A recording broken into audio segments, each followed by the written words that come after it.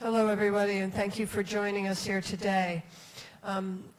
As you heard, my name is Corinne McClelland. I'm currently the Chargé d'Affaires at the American Embassy.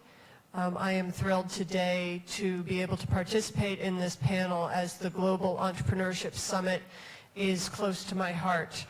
Our guests have just returned from Hyderabad, thanks to sponsorship from the U.S. Embassy. And I personally was involved in the two prior Global Entrepreneurship Summits, the one that took place in Silicon Valley in 2016 and the one that took place in Nairobi, Kenya in 2015. So the question is, why does the U.S. government do things like this? Why do we support the Global Entrepreneurship Summit? Why do we support entrepreneurs around the world? Well, we know that entrepreneurship empowers individuals to improve their lives and drive innovation. This leads to economic security and stability over the long term. So in short, Vietnamese entrepreneurs contribute to sustainable growth both in Vietnam and ultimately in the United States. As was mentioned, before I came to Hanoi, I worked in the U.S. Department of State, and my office organized the content, which means we organized the speaker program for the Global Entrepreneurship Summit since 2010, actually. So I have a deep personal interest in entrepreneurship itself, and I'm thrilled to be able to learn the lessons that our colleagues learned while in Hyderabad and what they found to be the most useful lessons that they learned. We are proud to support the next generation of inventors, innovators, and entrepreneurs. And through a multi-year effort of tailor-made, strategically designed programs, the U.S. Embassy has empowered many Vietnamese innovators to achieve success.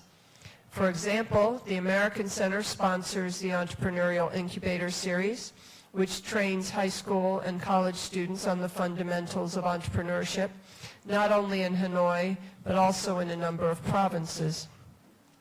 In addition, the Startup Smart for Women series will be launched soon in 10 provinces.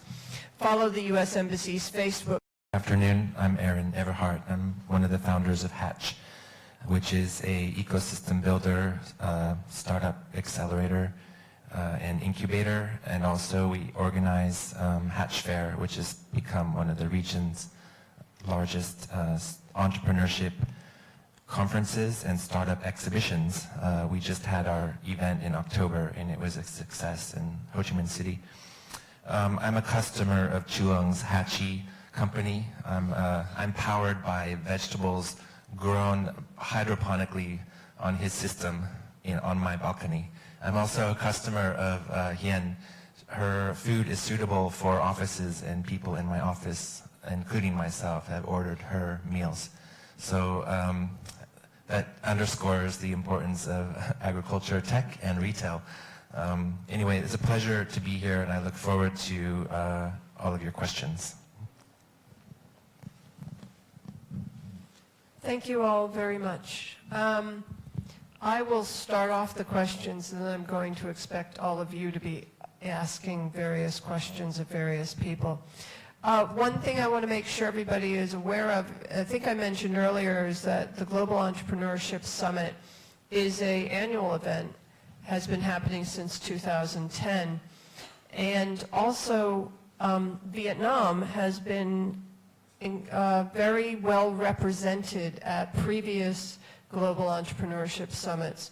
You may not be aware, but the winner of the first prize in last year's Global Innovation Through Science and Technology competition was from Vietnam, the founder of Monkey Jr. And he got on stage with President Obama last year to talk about his idea and what it took to become successful. So take advantage of the knowledge of the people who are in front of you, because they have gone through a lot of the phases of entrepreneurship to be successful, and they have a lot of insights that can be used by you in your particular situation. Do not be shy. You have a lot of brain power up here and experience up here who can help you realize your dream. So to start off, let me ask everybody kind of a simple question. What was the most influential part of being at an event with 1,500 other entrepreneurs in Hyderabad? And I will start to my right. So Karen's question was directed to the participants. I stayed back in Vietnam to hold down the fort, but about an hour before this session started, we had a private discussion, and I heard the entrepreneurs share some things which I would like to point out. They shared that one of the great benefits of going to this event was the networking, and I see that this is also true in the Hatch events.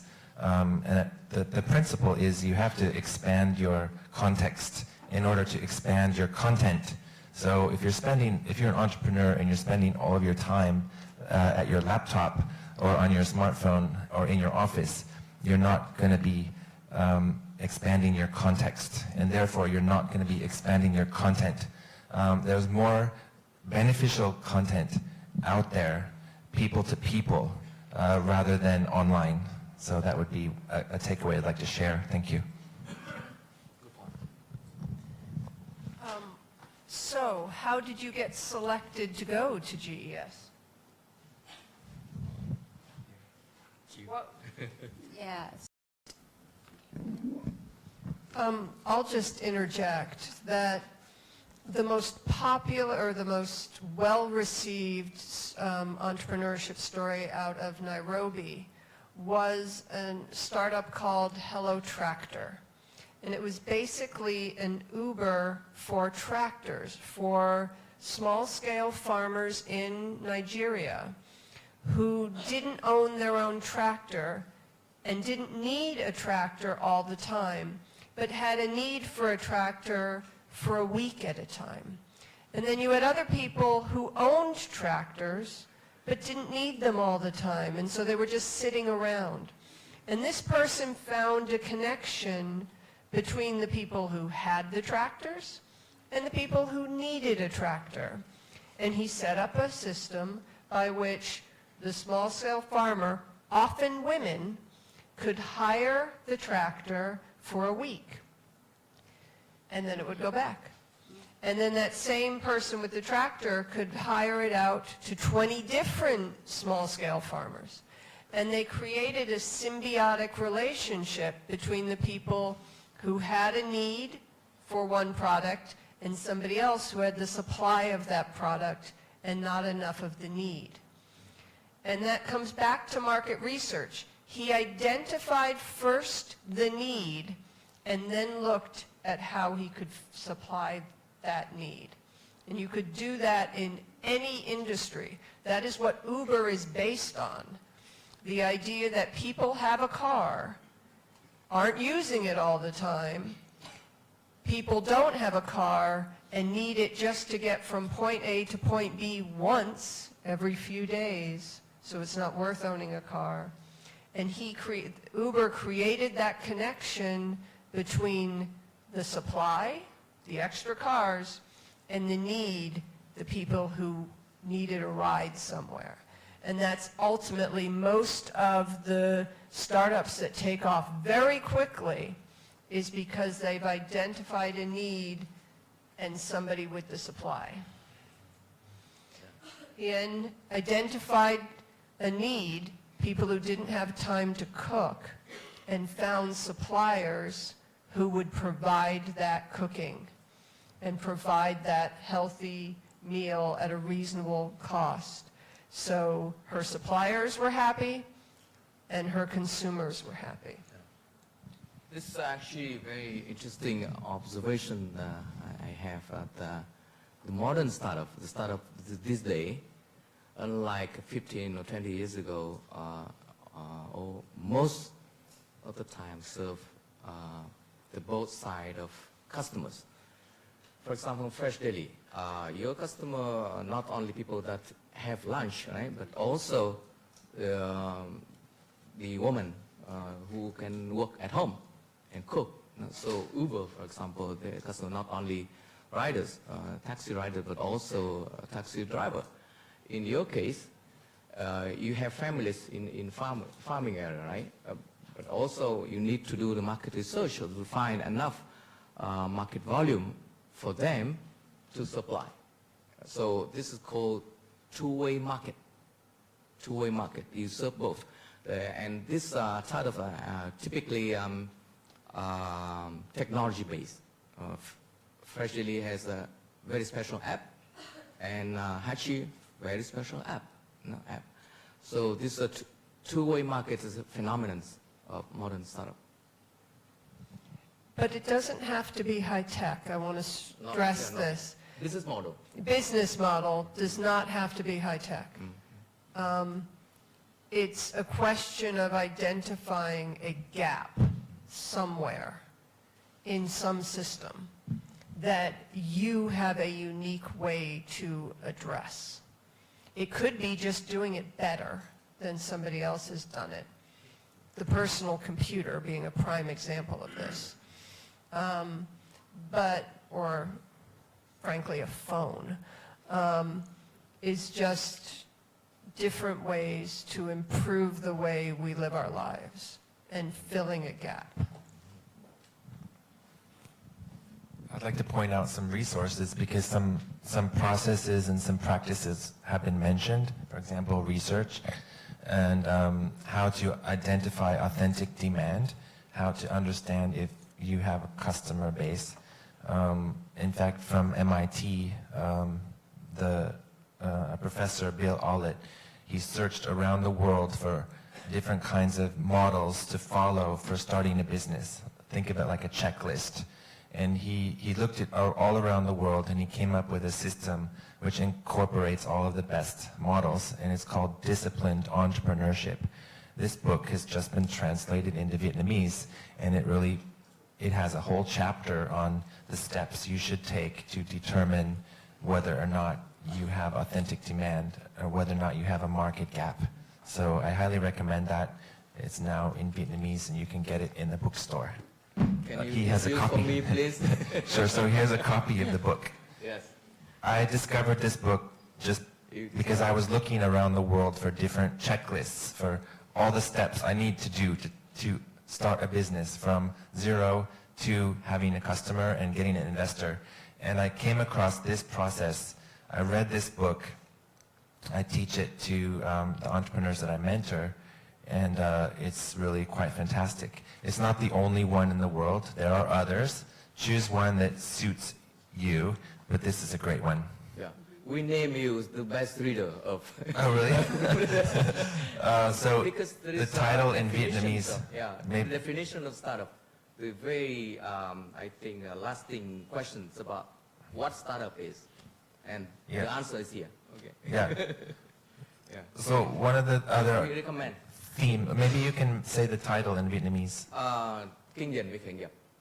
Cái này rất nhiều bạn đến hỏi tôi về chuyện khởi nghiệp, thì tôi khuyên bạn là thay vì là chúng ta nói chuyện với nhau rất dài, thì về hãy đọc cuốn này đã, sau đó nói chuyện với tôi.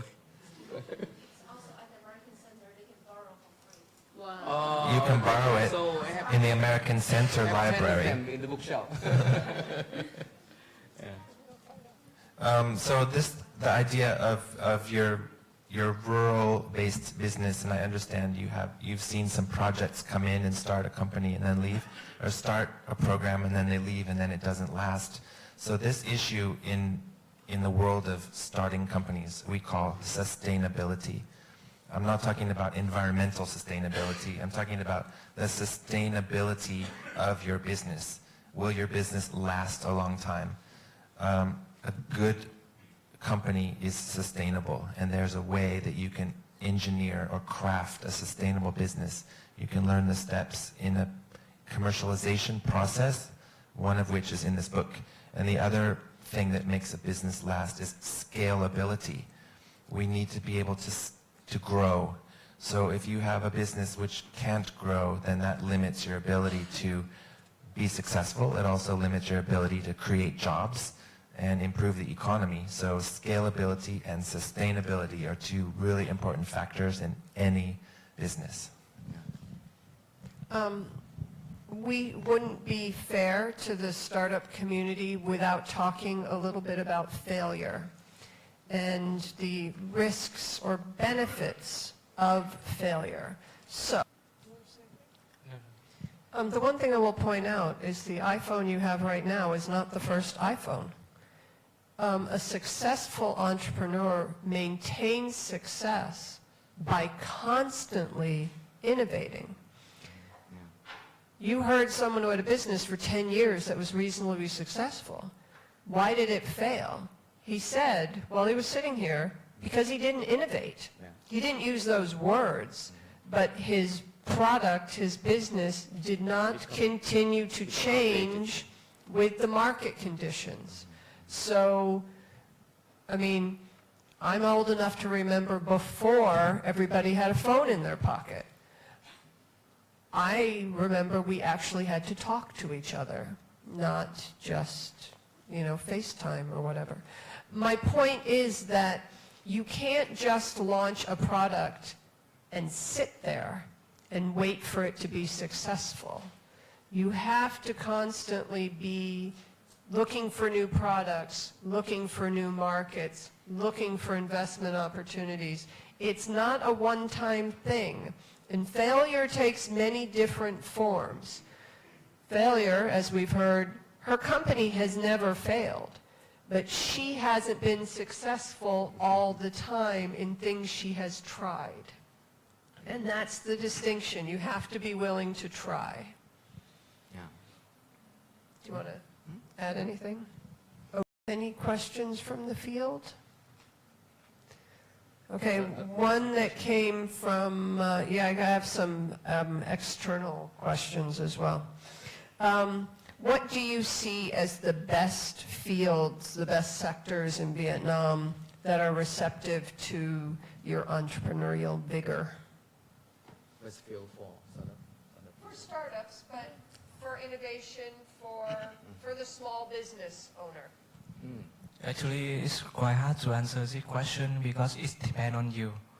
For me, I think it's agriculture, right? But it's not true for you. It depends on you. But actually, I think in Vietnam it's about the traveler and the agriculture and something about the IT, because we have a young and full skill people who have a lot of experience about the IT. So I think it can become the best field in Vietnam for startup. The government's job is to make sure that the future of the economy is bright. And so they spend a lot of effort doing research. And you can read government statistics and you can look at trends and look for opportunity inside the trend. And so if the population is aging, for example, then maybe there's opportunity in taking care of old people. So you should pay attention to the research that is being done by governments and other organizations to look for macro trends. These are very big trends which are kind of like looking into the future 10 or 20 or even 30 years. If you start a business today which is designed to address these big market shifts, then you should be successful. I did a wrong decision, and I don't have any background in software and started business in software. First years I very successful, but then I failed. Yeah. It's a question up front. So I have a question. We are students, we have the idea. Our idea maybe is not innovative, but it has the chance to develop because it's not fully developed yet. So how can we seek for the financial investments? Where did you get your capital? What are the sources of small-scale capital in Vietnam? There's like a life cycle for raising money. The first stage we call FFF, friends, family, and fools. The second stage, so often we look into our own pocketbook or our family or uncle to help us with the first phase. In fact, if your parents are letting you stay at home for free, they're investing in your startup indirectly. The second stage is a concept called angel investors. So you know what an angel is. They come down from heaven and they help you out. So this is the angel investor. So Vietnam has a relatively young angel investor network. It's more advanced in other countries, but it's advancing in Vietnam. So you can connect with most incubators, accelerators, or even co-working spaces can connect you to angel investors. An angel investor is a business person or a group of business people who want to invest in the very earliest stage of a startup. They will invest $1,000 or $5,000 or very small amounts of money. After the angel investor invests in you and you use that money to grow your company a little bit, once you have a customer and you have some revenue, then you can start talking to what are called venture capitalists, which is another form of investment which gives you even more money. The other place you can get money, which is not private money, is public money. You can look around for a grant or an NGO or an embassy which has a program to give a small amount of seed money to a startup. And the US Embassy has contests like the Ambassador's Entrepreneurship Challenge and these kinds of things where you can get a small amount of money. Hope that helps. One thing coming from Silicon Valley, I can tell you, the most important thing you can do is to hone your sales pitch. If you got in front of an investor, you have at most 2 minutes to convince them of why they should invest in you. You will have no more time. You will not have multiple PowerPoint presentations. You will not have an hour to explain and answer questions and things like that. We call it an elevator pitch. If you're riding in an elevator with Bill Gates, what are you saying to him? How are you explaining your business model? How are you explaining your vision? You have at most 2 minutes. And can you explain why you want money? And one of the things about participating in these competitions is you get better at explaining it. You get feedback from the people who are running the competitions. You get more confident in explaining it. You get the correct language. If you're doing it in English and English is not your best language, you get more comfortable in the wording. You get more experience in what they're looking for, and you get recognition, because all these people with money from outside of Vietnam, they don't know where to look. So they're looking at these competitions and the people who participate in those competitions for the next good idea. They can't look everywhere. So they are using a lot of these competitions. Sometimes they're sponsoring them. There's all kinds of global organizations that look at building entrepreneurial ecosystems. Use these tools to practice while you're in school, while you're doing another job, so that by the time the opportunity arises, you are ready to go. Hatch organizes 5 competitions, and this is so true. The winners are always very good at selling, or basically they're good at pitching. And those winners won because they came to the training and they actively learned how to be a better presenter, how to be confident on stage, how to articulate their business idea in less than a minute or 2 minutes. If you can do that, it's amazing how if that demonstrates that you're a thoughtful, organized, articulate person.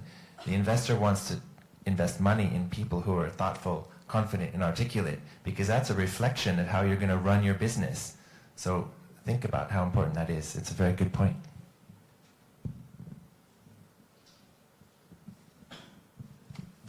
I saw a hand Yes. raised back there. Back there. Sorry, it's me again. Yeah, based on that, I'm just a very new startup in Vietnam, and I came to find out that there is a lot organizations and groups out there that helping Vietnamese startups. But it seems like for some reason I feel I'm left out of it. Like I'm being left out. I don't know where to look, what panels it is, what channels it. I mean, searching for a wrong place or things like that. I'm looking for advices. Is any groups out there that help startups to, I don't know, maintain that presentations, revise the sales pitch, the presentation, or all those things in order to get investments or in order to moving to the next steps? Is there, for example, US Embassy, I've just known it today that they have this kind of event. So am I missed out, or is it not well organized, or is there something missing? Is it something that You have to be can help? entrepreneurial. Well, there are so many resources in Vietnam. There have been a number of different attempts to create a directory of resources, but really no comprehensive directory exists. Go to any co-working space and they should be able to share with you what are some of the resources, or you can ask one of us, or you can contact Hatch and ask for resources. And there are also industry-specific resources. There are some incubators that specialize in social entrepreneurship. Others specialize in Microsoft products. It just depends. So ask around. We're all pretty friendly, and if we can't help you, we will refer you to someone who can. So maybe just start with any of the people on the panel here. And then those of you in the general public or on Facebook, just ask. Find an incubator in Vietnam and ask them, and they will be able to help you. Really?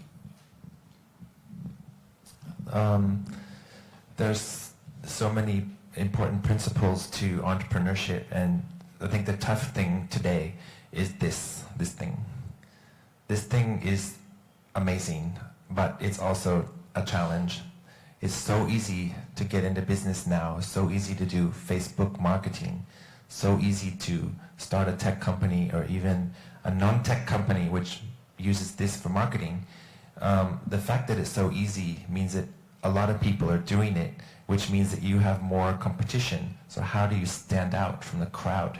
How do people find you in this avalanche of Facebook advertising and messages? You got to be different, and you have to be relevant. And those are the two principles of a strong brand: differentiation and relevance. And the way that you can be different is don't surround yourself with people who are like you. Surround yourself with people who are smarter than you. This is what Bill Gates did. This is what Steve Jobs did. And they openly say, I'm not good at this, so I found people who are better than me at this, and we work as a team. The best teams are diverse. Man and woman, gay and straight, technology, artist, designer, engineer, those four things. And then one other thing I would like to share is that a lot of entrepreneurs go into business with their friends or their classmates. And many, many times at the end of it, they're enemies. The reason why they're enemies is because they're not very clear in the very beginning, clear with each other, open communication about what each person wants and what they don't want. And you should have a contract between each other. And the contract should describe what happens when someone wants to leave the company, or what happens when someone in the company does something bad. You have to have this done in advance so that when it happens, you're prepared. And you should personally have an idea about what you want to do next, because the startup is one path, one step on your life journey, not the end. Thank you. Thank you all very much for participating today. Special thanks to our panelists for their insights and all the hard work they're doing to be successful entrepreneurs and ecosystem supporters. Thank you.